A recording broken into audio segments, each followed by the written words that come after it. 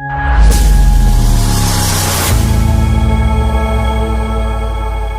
हिंद दोस्तों, मैं Virendra the champion. स्वागत है आपके अपने YouTube channel the champion study centre पर। दोस्तों आज हम लोग डिस्कस करने वाले हैं क्लास 10th के चैप्टर 6 मैथ जो त्रिभुज है उसको हम लोग डिस्कस करने वाले हैं।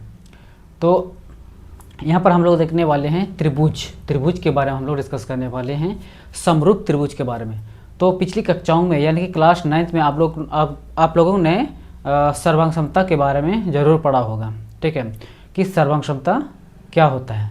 तो उसको हम लोग पुनः रिकॉल कर लेते हैं, ठीक है, कि सर्वांग क्षमता जो आकृतियाँ हैं वैसे आकृति जिनका आकार और माप दोनों बराबर होते हैं, ठीक है, उसको बोलेंगे हम लोग सर्वांग क्षमता। लेकिन यहाँ पर हम लोग पढ़ने वाले हैं समरूपता के बारे में पढ़ें। समरूपता आखिर है क्या, ठीक है। तो यहाँ पर अगर समरूपता अगर सिंपल बात में अगर समझेंगे तो दिखने में सेम होता है, लेकिन उसका जो साइज है, उसका जो आपका ये माप है वो अलग अलग होता है, ठीक है। तो आइए उसी को हम लोग यहाँ पर डिस्कस करने वाले हैं। तो समरूपता क्या है, ठीक है, यहाँ परिभाषित करेंगे, वे सभी आकृतियाँ जिनका आकार समान हो, ठीक है, आकार समान हो परंतु इनके अमाप यानी कि उसका माप समान होना आवश्यक नहीं है, समरूपता कहते हैं, ठीक है। तो वे सभी आकृतियाँ है ना, जितने भी आकृतियाँ हैं जिसका जो आकार है ये समान है, ठीक है, जिसका आकार समान है परंतु उसका जो माप है ये अलग अलग होता है, तो उसको क्या बोलेंगे, समरूपता बोलेंगे, ठीक है, समरूपता आकृति बोलेंगे। जैसे कि यहाँ पर कुछ आकृति हमने बनाए हैं, वृत्त है, वर्ग है और समबाहु त्रिभुज है।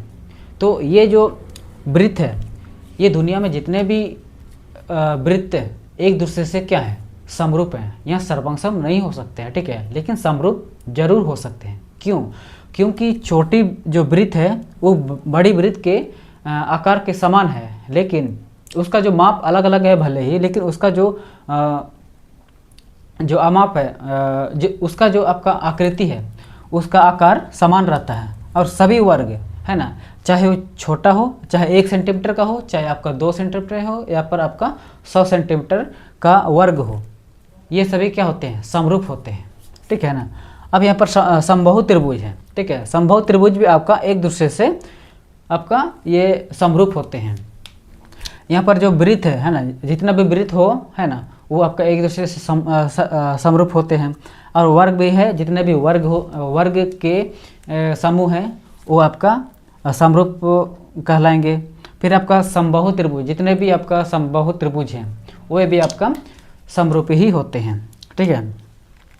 अब यहाँ पर एक कंडीशन है कि सभी सर्वांग आकृतियाँ समरूप होती हैं, ठीक है, जितना भी सर्वांग जो आकृति है, ठीक है, जिसका आकार और माप ये दोनों आपका बराबर है, ठीक है, यानी कि उसका समान है, ये बोलेंगे समरूप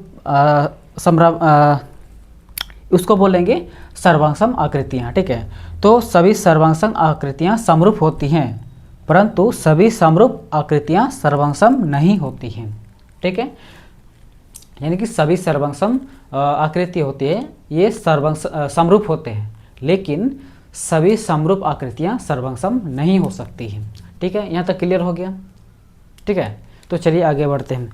तो अब यहाँ पर बढ़ेंगे बहुभुज की ओर, ठीक है, यानी कि बहुभुज किसको बोलेंगे, 3 या 3 से ज़्यादा आकृतियों से बना बंद आकृति, ठीक है, उसको बोलेंगे हम लोग बहुभुज। किसको बोलेंगे, 3 या 3 से अधिक भुजाओं से बनी बंद आकृति को बोलेंगे बहुभुज, ठीक है। त्रिभुज भी एक प्रकार का क्या है, बहुभुज के अंतर्गत आता है, ठीक है।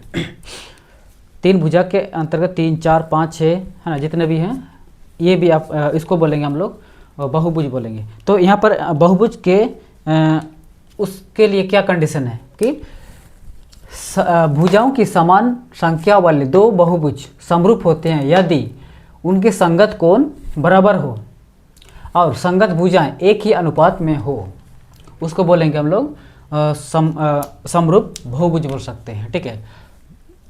भुजाओं की समान संख्या वाला दो बहुभुज समरूप तभी हो सकते हैं जब उनकी संगत कोण बराबर होते हैं और उसकी संगत भुजाओं का जो अनुपात है ये एक समान हो। ठीक है, तो यहाँ पर कुछ जो चित्र बनाए हैं उसके माध्यम से हम लोग समझेंगे कि उसका संगत कोण बराबर होना चाहिए और उसका जो संगत भुजाएं एक ही अनुपात में होना चाहिए।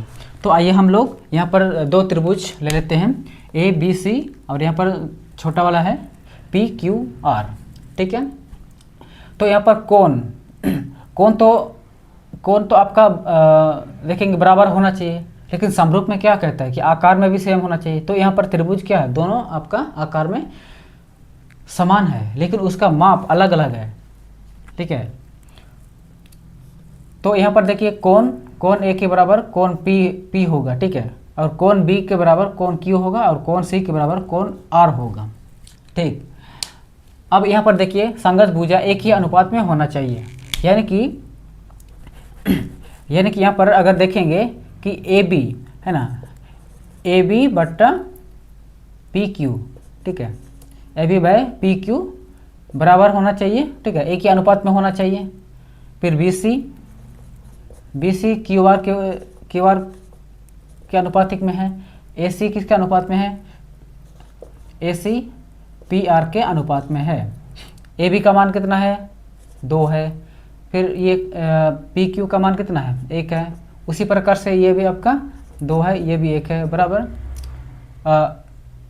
ए सी भी 2 है, फिर इधर 1 है, यानी कि आपका कितना 2 बराबर 2 बराबर 2, यानी कि सब आपका क्या है, उसका अनुपात मान क्या है, बराबर है। उसका मतलब है कि ये दोनों त्रिभुज आपका क्या है, समरूप है। अब यहाँ पर देखिएगा दो अलग अलग चतुर्भुज हैं। ठीक है, इधर ये आपका A B C D P Q R S. ठीक है, तो ए बी की लंबाई कितना है, 1 सेंटीमीटर है। यहाँ पी क्यू आपका 1 सेंटीमीटर है। फिर आपका ए सी 2 सेंटीमीटर, लेकिन यहाँ पर आपका पी आर क्या है, 1 सेंटीमीटर हो गया। तो यहाँ पर क्या ये दोनों आकार में भी सेम दिख रहे हैं, ऐसा नहीं है। ठीक है, कि आकार में भी आपका सेम नहीं है और उसका माप में भी सेम नहीं है, तो आपको इसको बोलेंगे समरूप आकृति नहीं है। अब यहाँ पर देखिए आयत में देखेंगे बड़ा आयत और ये आपका छोटी आयत है। ठीक है, तो उसकी लंबाई अगर लंबाई में देखेंगे तो आमने सामने की भुजा कितना है, 4 सेंटीमीटर है। इधर लंबाई में देखेंगे तो 2 सेंटीमीटर और 2 सेंटीमीटर है। ठीक है, अगर चौड़ाई में अगर आमने सामने की भुजा देखेंगे तो 2 सेंटीमीटर है, और छोटी आयत में अगर देखेंगे तो इसको जो भुजा है उसकी आमने सामने की भुजा 1 सेंटीमीटर है।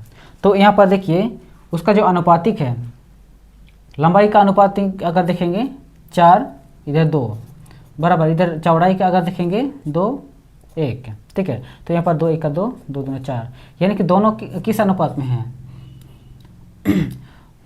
यानी कि दोनों का अनुपात बराबर है। ठीक है, उसका मतलब है कि ये जो दोनों आयत हैं ये भी आपका ये दोनों आयत यानी कि बहुभुज ये आपका समरूप हैं। उम्मीद है कि आप लोग यहाँ तक समझ गए होंगे समरूप का बेसिक कॉन्सेप्ट है। आगे हम लोग देखेंगे त्रिभुज की समरूपता। ठीक है।